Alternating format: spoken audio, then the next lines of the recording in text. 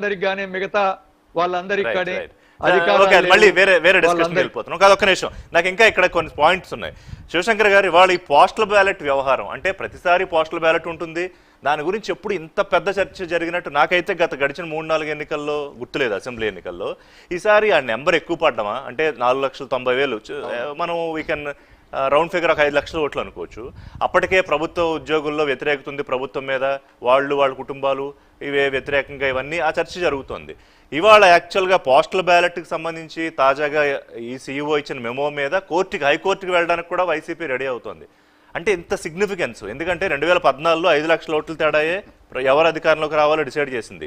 ఈసారి కూడా పెరిగిన 2.09% ఓట్లు, లేదా కొంతమంది మహిళా శాతం 3-4% పెరిగిందని అంటున్నారు. సరే, ఎవరెవరికి ఓటేశారో మనకు తెలియదు, ఆ రోజు రిజల్ట్ని బట్టి అర్థమవుతుంది. కానీ ఈ పోస్టల్ బ్యాలెట్ వ్యవహారం ఇంత సీరియస్ అవడానికి కారణం ఏంటి? ఈ కారణం వెరీ క్లియర్ ఋషి గారు. ఎందుకంటే సుమారు 5 లక్షలు పోస్టల్ బ్యాలెట్స్ పోలయ్యాయి. ప్రభుత్వ ఉద్యోగి అన్ని విభాగాలు ప్రభుత్వానికి వ్యతిరేకంగా ఉన్నారు. జీతాలు సరైన సమయంకి రాలేదు, పిఆర్సీ లేదు, ఐఆర్ లేదు, అనేకమైనటువంటి గ్రీవెన్సెస్ ఏవి కూడా వీళ్ళు ఈ 5 సంవత్సరాలు తీర్చలేకపోయారు ప్రభుత్వ ఉద్యోగాలకి. వీళ్ళకి ఒక అనుమానం వచ్చింది, ఏమిటి అంటే ప్రభుత్వ ఉద్యోగులందరూ కూడా మనకి ఎగ్నిస్ట్గా ఓటేస్తారని. ఓకే, అయితే ఎప్పుడైతే 5 లక్షల ఓట్లు పడ్డాయో, ఇక్కడ ఋషి గారు రిటర్నింగ్ ఆఫీసర్ సంతకం ఉంటుంది. Postal ballot issuing authority is returning officer. Serial number ఉంటుంది. సీరియల్ నెంబర్ రిటర్నింగ్ ఆఫీసరు సంతకం టాలీ అయితే ఎలౌ చేయమని మెమో ఇచ్చారు, ఎలక్షన్ కమిషన్ మెమో ఇచ్చింది. అవును, వీళ్ళు ముందుగానే కుట్ర పన్నారు ఋషి గారు. గజిటెడ్ ఆఫీసర్ సంతకం ఉండాలని చెప్పేసి అందులో ఉంటే, ఆ గజిటెడ్ ఆఫీసర్ ఎక్కడ కూడా సరిగ్గా కూర్చోలేదు, అందుబాటులో లేడు. ఇది వీళ్ళ పన్నిన కుట్రలో భాగం. ఇది ఇట్ ఈజ్ ఎ కాన్స్పిరసీ. దాన్ని దృష్టిలో పెట్టుకుని ఎలక్షన్ కమిషన్ ఈ మెమో ఇచ్చింది. Returning officer issuing authority signature Tally అయ్యి సీరియల్ నెంబర్ టాలీ అయితే వైసీపీ నాయకులు వైవి సుబ్బారెడ్డి గారికి ఉన్న అభ్యంతరం ఏమిటండి నాకు అర్థం కాదు. హైకోర్టుకి కాకపోతే సుప్రీంకోర్టుకి వెళ్ళమనండి, ఇంటర్నేషనల్ కోర్టుకి వెళ్ళమనండి. అంటే ఇది ప్రజాస్వామ్యమా అరాచకత్వమా? అంటే మీరు గెజిటెడ్ ఆఫీసర్ సంతకం పెట్టనివ్వకుండా మీరు నాటకాలు ఆడతారు. అక్కడ వారికి ఇన్స్ట్రక్షన్స్ ఇస్తారు. అంటే గెజిటెడ్ ఆఫీసర్ సంతకం లేకపోతే అది వ్యాలిడ్ కాదు అని చెప్తారు. ఎన్ని నాటకాలు ఆడతారు మీరు? అక్కడ రిటర్నింగ్ ఆఫీసర్ సంతకం చేసి బ్యాలెట్ పేపర్ ఇస్తాడు, సీరియల్ నెంబర్ చెక్ చేసుకుంటే ఈ 2 టాలీ అయితే వ్యాలిడ్ అని సిఈసి అంగీకరించారు. ఎందుకంటే మీ కుట్ర వేరేగా ఉంది. ఏంటి ఇందులో మీ కుట్ర? మీ కాన్స్పిరసీ, మీ కుట్రలో భాగం అది. ఇప్పుడు ఆ కుట్రని అడ్డుకుంది ఎలక్షన్ కమిషన్ అని బాధ. ఒక గెజిట్ అందుకు హైకోర్టుకి వెళ్తామంటారు. అంటే ఇప్పుడు వీళ్ళకి ఏమైనా ఎలక్షన్ రూల్స్ రెగ్యులేషన్స్ అవగాహన ఉందా? ఒక 30 సెకండ్స్ మీరు వీళ్ళకి అవగాహన ఉన్నదంతా ఏంటంటే మేము ఒక పాయింట్ చెప్తున్నారు శివశంకర్ గారు. నేను చెప్పాక మాట్లాడుతున్నారండి.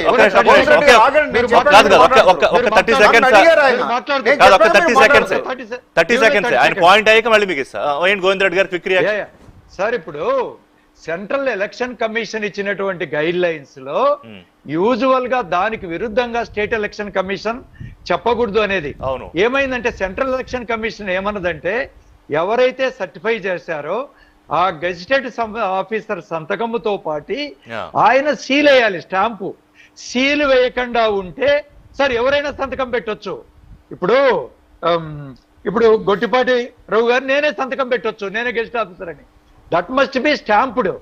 అది దాన్ని లాస్ట్ టైం ఏమైందంటే, ఇప్పుడు మళ్ళీ నేను I'm coming to my constituency sir, 1000 ఓట్లు వేస్తే అట్లా ఈ అధికారులు ఆ స్టాంప్ వేయకుండా సంతకాలు చేశారని అక్కడ ఉండేటువంటి 500 రిజెక్ట్ చేశారు. 1000లో 500 పై వీళ్ళందరూ కూడా చదువుకున్న వాళ్ళే, టీచర్లు, మిగతా ఉద్యోగులే. కానీ అవుట్ 50% ఇన్వాలిడ్ అయినాయి. ఇప్పుడు అవన్నీ కూడా వ్యాలిడ్ చేయమని అంటున్నారు.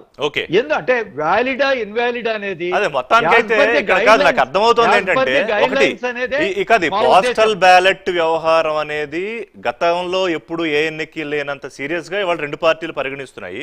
సరే, ఇప్పుడు ఎప్పుడు కూడా ప్రభుత్వ ఉద్యోగులు మొత్తం గుంపగత్తగా ఒకే పార్టీ వైపు ఉంటారా? అదేం ఎముకబుల్ గా ఇప్పటిదాకా ప్రూవ్ కాలేదు. మరి ఈసారి అందరూ వైసీపీకి ప్రభుత్వానికి నిజంగా వ్యతిరేకంగా ఉన్నారా? ఇంకో లెక్క చెప్తున్నారు గోవింద్ రెడ్డి గారు, ఇంకో లెక్క చెప్తున్నారు.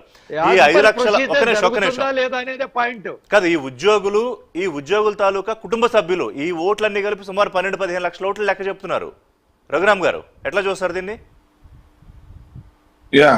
ఇప్పుడు మీరు చెప్పినట్టుగానే గత 2014లో తేడా వైసీపీ టీడీపీకి 5 లక్షలు, అది కూటమికి, అప్పుడున్న కూటమికిను జగన్మోహన్ రెడ్డి గారికి వైసీపీకి 5 లక్షలు తేడా.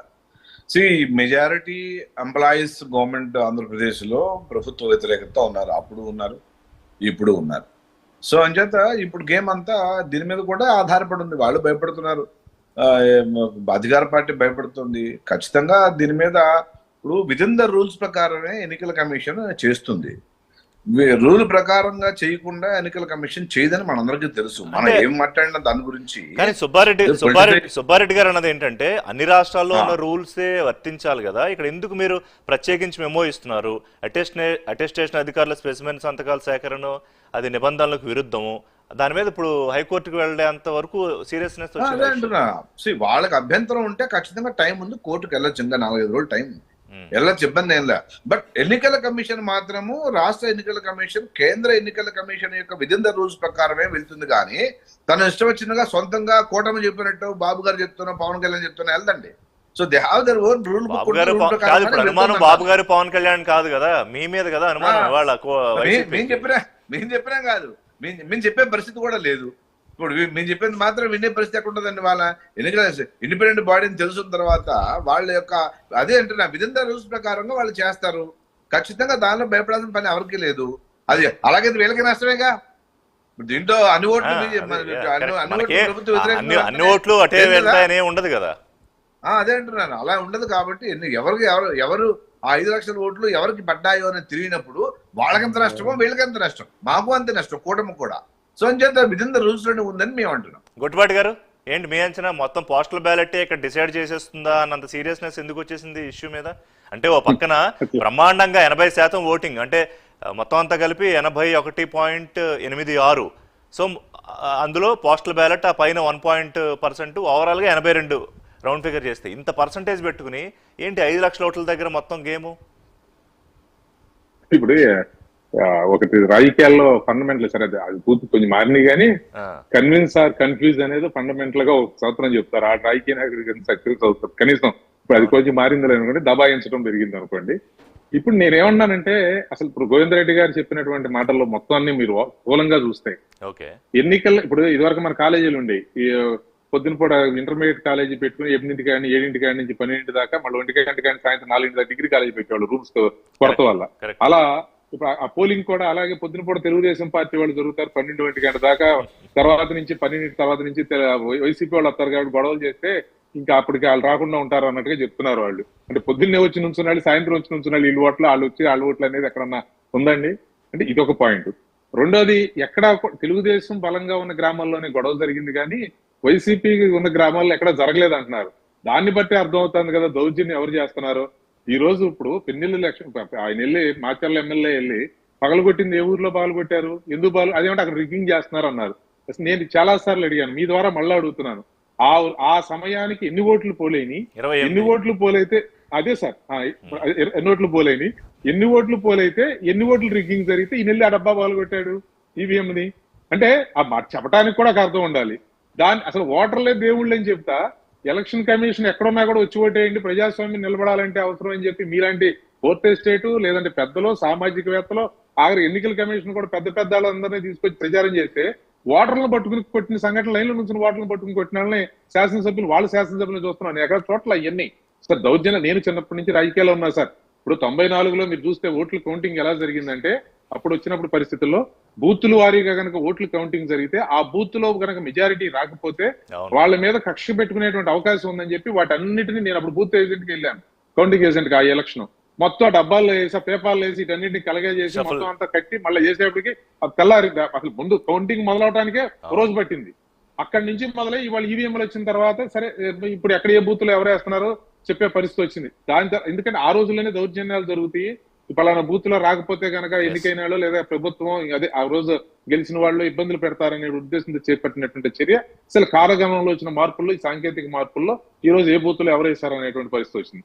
ఇప్పుడు అసలు ఓటర్లను దేవుళ్ళు అని చెప్పి ఓటర్లు కాళ్ళు పట్టుకుని చేతులు పుచ్చుకుని అయ్యా బాబుని ఓట్లు ఎంచుకునే పరిస్థితి దగ్గర నుంచి వాళ్ళ లైన్ లో పట్టుకుని అందరి ముందే పడేసి బాధే పరిస్థితి వచ్చింది. బూతులు తిట్టి బల పైపేసి దానికి కులాన్ని తీసుకురావటం, దానికి అది తాగి ఉన్నాడని చెప్పడం, అంటే ఇటు వెళ్తుంది అనే దానికి నేను అనేది ఏంటంటే ఇక్కడ బాధ్యతాయుతంగా ఉన్నటువంటి మనం ఎవరైనా సరే, ఇక్కడ బాధ్యతాయుతంగా ఉన్నటువంటి వాళ్ళం మనమే కాదు రాజకీయ పార్టీ ప్రతినిధులైనా సరే ఇది తప్పు అని అనలా ఈ నిమిషానికి అంటల్లా కాదు. అది కాదు, మీరు మళ్ళీ వెళ్ళారు కాదు. నాకు పోస్టల్ బ్యాలెట్ వ్యవహారం తేల్చండి. ఇప్పుడు పోస్టల్ బ్యాలెట్ మొత్తం మీకే కాదు కూటమికే ఎందుకు పడే అవకాశం ఉంటుంది? ఏ ప్రభుత్వ ఉద్యోగులు అందరూ గతంలో కూడా తెలుగుదేశం పార్టీ ప్రభుత్వానికి వ్యతిరేకంగా కొంతమంది ఉద్యోగులు మాట్లాడారు, వాళ్ళు సంఘాలు కట్టారు. ఇవాళ వైసీపీలో ఇంకొక 10% ఎక్కువ ఉండొచ్చు. అన్ని కూటమికే పడతాయని ఏమన్నా ఉంటుందా? ఉద్యోగుల ఓట్లు ఏమన్నా? వాళ్ళు ఇప్పుడు అదే సార్, ఇప్పుడు ఇక్కడ గవర్నర్ శివశంకర్ గారు కానీ గోవింద్ రెడ్డి గారు కానీ ఇద్దరు ప్రభుత్వ ఉద్యోగులుగా ఉన్నత ఉద్యోగులుగా పనిచేసి ఉన్నారు. సో తర్వాత రాజకీయాల్లోకి వచ్చారు. వాళ్ళకి తెలుసు ఉద్యోగుల